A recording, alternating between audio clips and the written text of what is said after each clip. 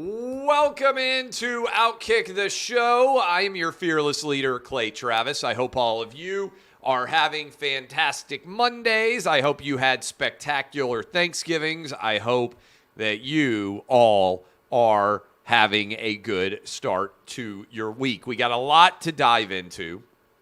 College football playoff picture, I think almost set, I will discuss.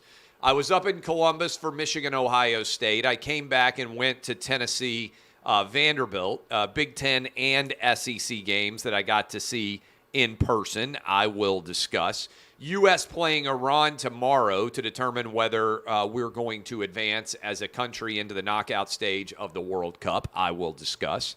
China, ridiculousness. DeSean Watson is back. Auburn coaching drama. We got a lot to discuss here. But I want to start with the college football playoff picture. In my opinion, conference title games are worthless. I have been anti-conference title games for years. If you watch and you read and you listen to my opinions on college football, you know that I have been anti-college football conference title games for as long as you can basically imagine. That's why I believe there are now 3 teams that are already set for the college football playoff no matter what happens in the conference title games. In order, Georgia should be the 1 seed, Michigan should be the 2 seed, and TCU right now should be the 3 seed. Those could get adjusted based on what happens in the conference title games, but all 3 of those teams should be in the college football playoff. And if you read my starting 11, 11-1 USC is playing against Utah. Maybe, possibly, if Utah wins, they could knock USC out. But I'm not even sure that should be true because who has a better resume right now than Georgia, Michigan, TCU, and USC? Sitting on the outside, you have got a 11-1 Ohio State team, which I'll get to in a moment, but just lost by 22 at home, got absolutely whipped 45-23. I was there. I got that pick wrong. I will discuss. As if that were not enough, you also have, and this is important, you also have Alabama, which I believe should be ranked behind Tennessee. Both those teams are sitting at 10-2. None of those teams are in any way involved in games on Saturday. So why should, this is just an honest question, why should teams that aren't playing on conference championship game day get elevated into the playoff when they're sitting at home with their feet kicked up on the couch? Now, just think about it for a minute. We also already know who the best teams are in every conference, meaning really conference championship games are often just complete and total money grabs. We know the best team in the SEC. It's Georgia. They went 12-0. It doesn't matter what 9-3 LSU does against Georgia. We know the Georgia Bulldogs are the best team in the SEC this year. We know that Michigan is at 12-0, the best team in the Big Ten this year. We know that TCU at 12-0 is the best team in the Big 12. They've already beaten everybody. We know that USC is the best team in the Pac-12. They finished with the best record, and the team they're playing against, Utah, lost 2 Pac-12 games and lost to 6-6 Florida. We know that Clemson, even though they're not great, is the best team in the ACC. They're better than North Carolina. Those are all 5 of the Power 5 conference teams. Why are we requiring the 5 teams that we already know are the best to play another game against an inferior opponent when we already know the 5 best teams? I would rather get into the college football playoff faster, personally, in a larger context. I'm excited at least about the 12-team college football playoff, but I'd rather get rid of the entirety of the college football conference title game system. And don't even get me started on the absurdity of divisions and how little sense they make. I'll give you my top 10 right now, and you guys can argue amongst yourselves about whether or not you agree with my top 10. But breaking down this entire top 10, let me get into it. I hit the wrong button here. My top 10 right now. Number 1, beyond a shadow of a doubt, in my opinion, Georgia. Number 2, Michigan. Number 3, TCU. Number 4, USC. 5, 6, and 7. 5, in my opinion, Ohio State. I don't think they deserve to go to the college football playoff. I'll talk about that a bit more as we continue. I've got Tennessee above Alabama, which I will explain here shortly. I just don't understand how you could possibly rank Alabama above Tennessee. Then I have Penn State at 8. And then I think the top 8 is pretty set in stone. I think you can argue about who deserves to be 9th and 10th. I've got Washington and Kansas State as my final 2. There's a variety of teams that you could have in that category, in that area.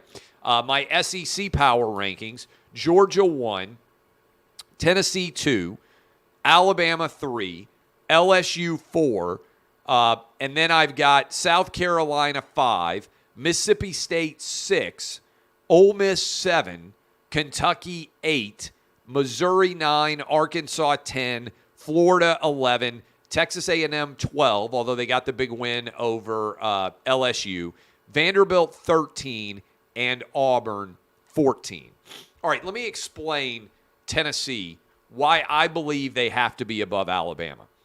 When Tennessee and Alabama were not close in the rankings, you could argue, okay, Alabama deserves to be ranked above Tennessee. They just beat Ole Miss. Tennessee lost to South Carolina, all those things.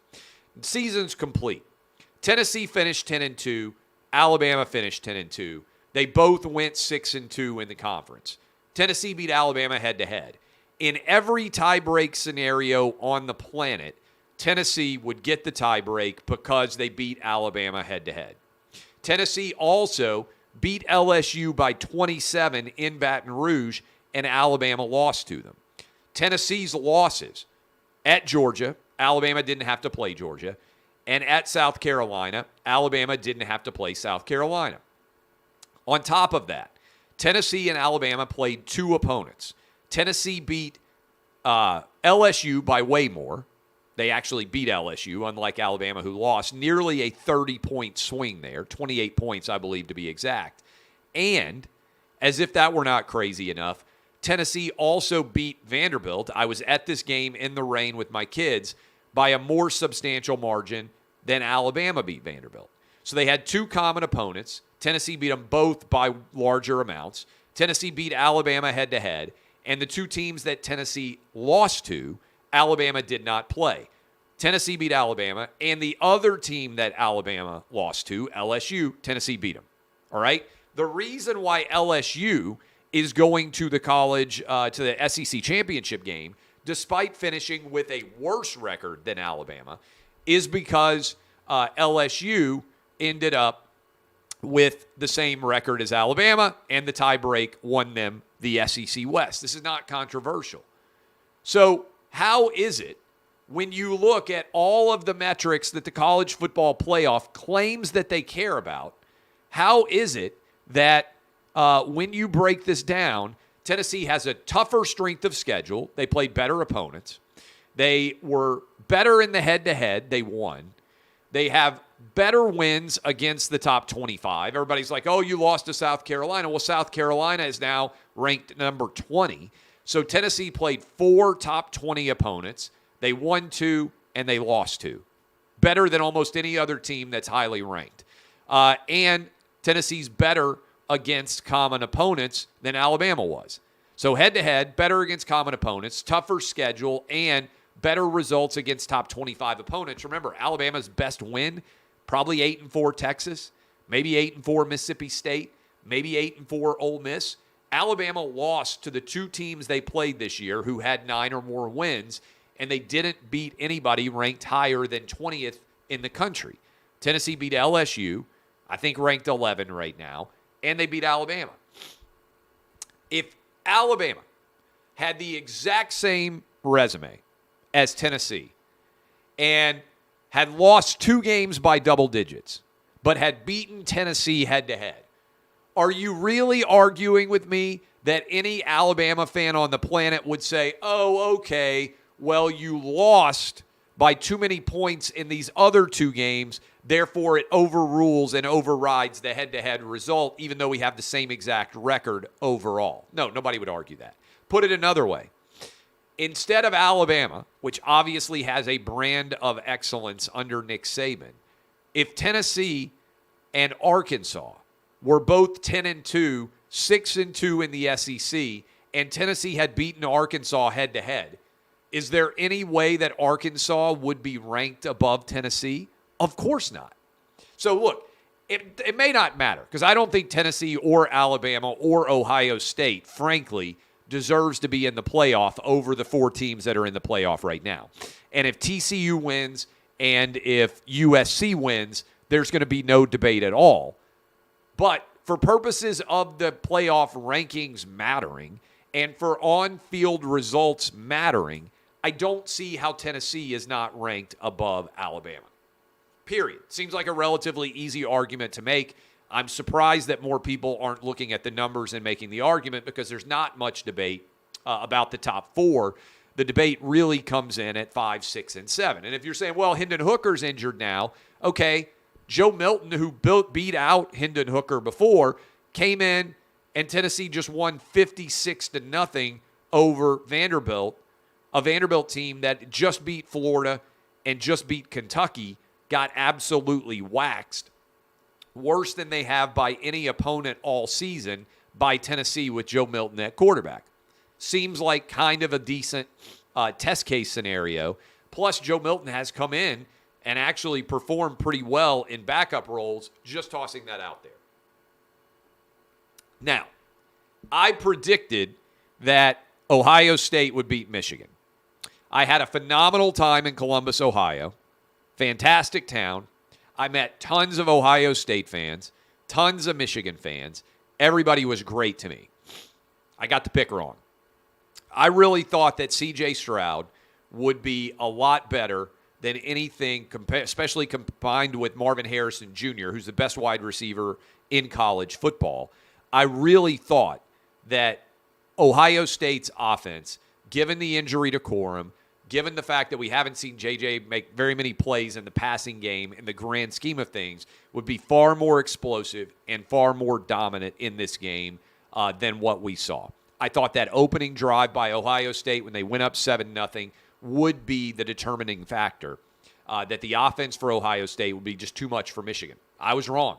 Wolverines dominated Ohio State. Now, I've got Ohio State as the 5th best team in college football right now. I think they're more deserving than Alabama, Ohio State is, to be 5, because they beat Penn State, top 10 win, and they also beat Notre Dame, which is a top 20-ish win. Having said that, unless USC just gets blown out of the sky by Utah and loses for a second straight game to Utah, I don't know why Ohio State or Alabama or Tennessee would deserve to go to the college football playoff over USC or TCU, for that matter, if TCU were to lose to Kansas State. We play the regular season to find out who the best teams are. If Ohio State were still playing in the Big Ten title, remember, the year that Ohio State won the title with Urban Meyer, they obliterated, if I remember correctly, Wisconsin in the Big Ten title game with a third-string quarterback playing for them, Cardell Jones. That was a difference maker because you could add a new bit of data point to that. And remember, that's why TCU and Baylor, if I remember correctly, got left out of that playoff scenario, because Ohio State was able to elevate into that 4 spot based on winning the Big Ten. But if you're just sitting at home, I don't know why you would deserve to get in. Again, if you're Ohio State, if you're Alabama, I think Alabama should be behind Tennessee, and I also don't think Tennessee should be in because the resumes overall of the 4 teams in front of them are flat out better. So I got the Michigan-Ohio State pick wrong. Michigan fans blew up my mentions, including my own wife, who is a Michigan grad, who also lit me up. So all of that was a big mess by and large. And so this in and of itself is, to me, a huge win for Jim Harbaugh, who now is 2-1 against Ryan Day. It's a massive loss for Ryan Day. You have to wonder, is there a massive drop-off going on as we continue to break down that scenario going forward? So all of this deserves to be examined, discussed in serious way going forward. But to me, those are the 4 teams that are most deserving of being in the college football playoff. All right, a couple of other big stories that are out there. Auburn coaching drama. I would go hire Hugh Freeze. Lane Kiffin, as I predicted he would do, eventually decided to stay at Ole Miss. Turned down the overtures from Auburn. To me, that's a next man up scenario. You go get Hugh Freeze. I don't think this is a challenging decision for Auburn. I think you have to be prepared in the event that your top target says no. And to me, Hugh Freeze is a guy who will win at a high level at Auburn. If the longer this search goes on, the messier it gets for Auburn. I've been through a few of these messy coaching searches before at Tennessee. To me, Hugh Freeze, as long as he wins, nobody's going to care about Hugh Freeze's background. This is one of those things that I think gets overrated massively. If you win, nothing else matters to fans. People say, oh, look at what Hugh Freeze did at Ole Miss. Look at what he did in the past. As soon as he wins, as soon as he beats Alabama like he did at Ole Miss, nobody's going to care about anything in Hugh Freeze's background at all. Initially, people will complain. Ultimately, this is a winning business, and if you win, there are zero issues associated with it. And I think he's going to win. I would go hire Hugh Freeze if I were Auburn. How about the work of the Fox Sports employees over the weekend and over the long holiday? U.S.-England, third most watched soccer game in the history of the United States, men's soccer. The women's soccer playing for the World Cup Championship has had massive audiences. But U.S.-England, one of the biggest audiences, I think third largest men's soccer match audience in United States history. Giants-Cowboys, 42 million viewers for Giants-Cowboys on Thanksgiving. That is the biggest audience for a regular season NFL game ever. 42 million viewers. Giants-Cowboys, biggest audience for an NFL regular season game of all time. And the game that I was at, Michigan-Ohio State, 17 million viewers. The biggest and most watched college football game in the regular season of the year. Guys, sometimes I have to pinch myself. I was writing on the internet, very competitive place, the internet, about 18 years ago from a Virgin Islands law office with an audience of 0. On Saturday, I was standing on the sideline with Matt Leinart, Reggie Bush, Brady Quinn, Urban Meyer, Mike Hill, a lot of times Rob Stone working with that guy who's a total stud at his job. I was on the sideline for the most watched college football game in years as a part of the pregame on Big Noon. I think that I have the best jobs in America by far, hands down, no difficulty whatsoever. I am incredibly thankful for all of you as we continue to bolster and build a bigger and bigger audience at OutKick.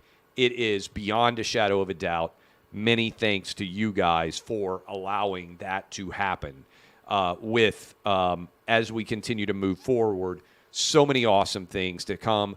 But I want to say thank you for letting me do this job. I also want to give a tremendous amount of credit to all the behind-the-scenes people who were working literally around the world to make sure that the U.S.-England World Cup match on Friday, that Giants-Cowboys on Thursday, and that Michigan-Ohio State on Saturday, not to mention the NFL games on Sunday, were able to take place. So many behind-the-scenes Fox Sports employees who you will never meet, who you will never know. I don't even know all of them. I know a lot of them. But they were away from their families, making sure that they could bring these games to you and that you would be able to watch them. That is a tremendous credit to the culture at Fox Sports that we were able to deliver on so many different massive levels on Thursday, Friday, Saturday, and Sunday.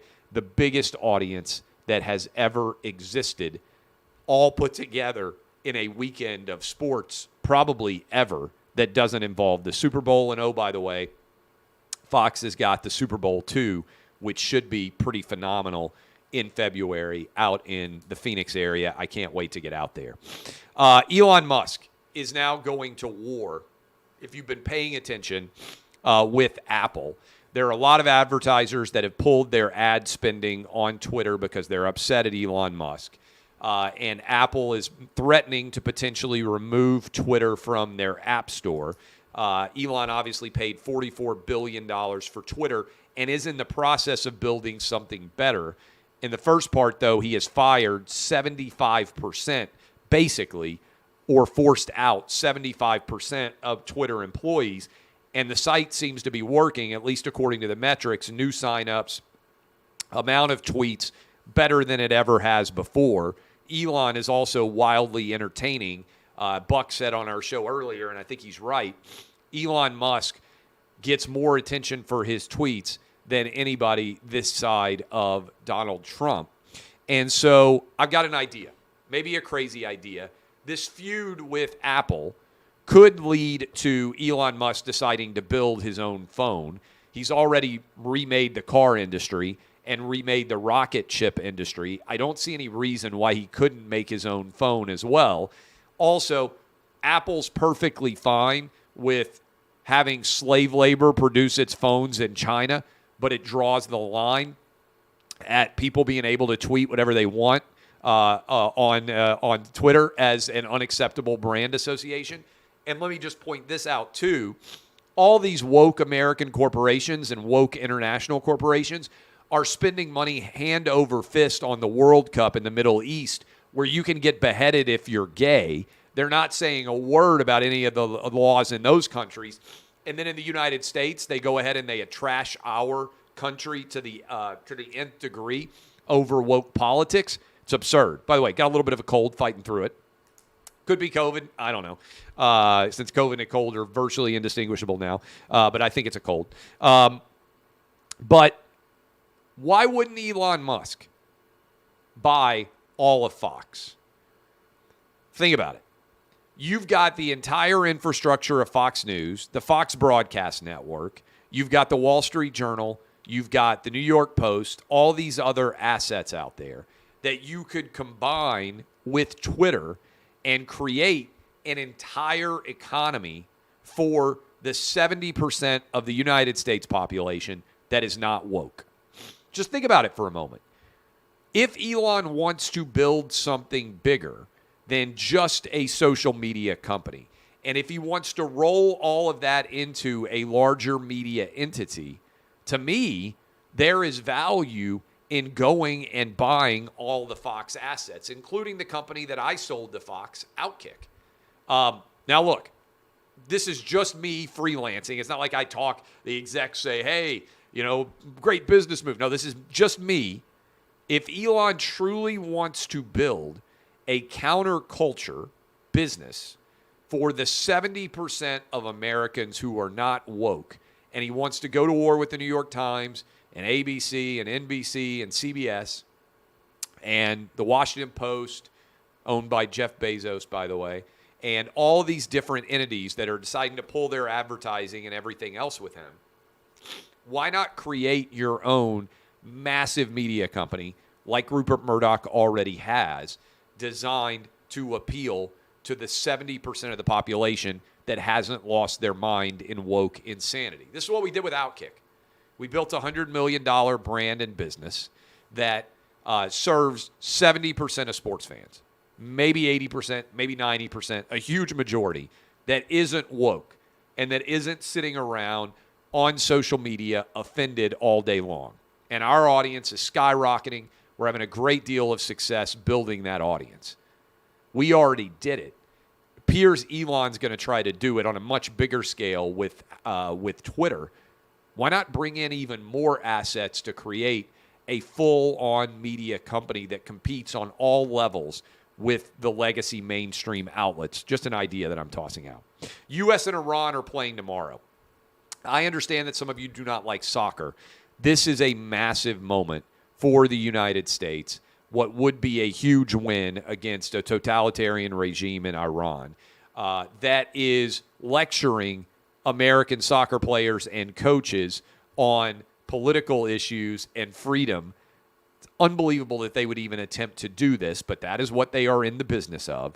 And I would absolutely love to see the U.S., and I think we will, beat Iran tomorrow and move into the knockout stage. This is a big match, 2 o'clock Eastern on Fox, that I would encourage all of you to watch.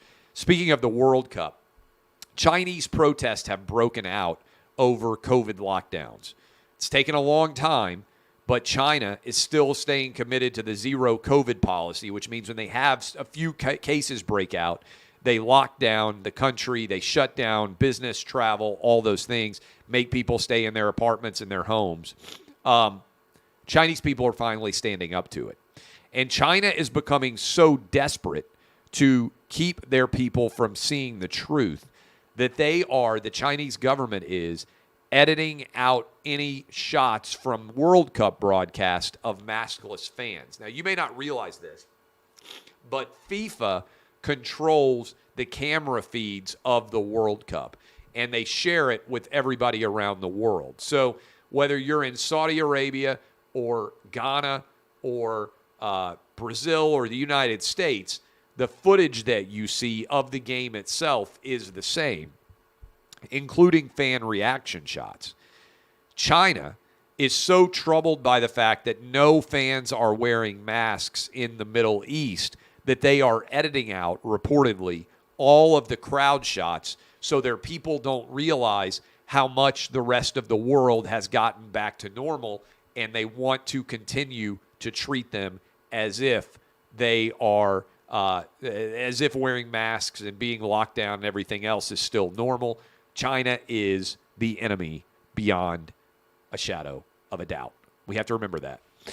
DeSean Watson, now back for the Cleveland Browns. I believe he is officially back as their starting quarterback this week. And, of course, who are they playing of all teams? The Houston Texans. Look, I've been on the record for a long time as saying that if you're not in prison, you should be able to play for a pro sports franchise if they want to sign you. I'm not changing my opinion on that. But I do think who gets canceled and who doesn't is fascinating.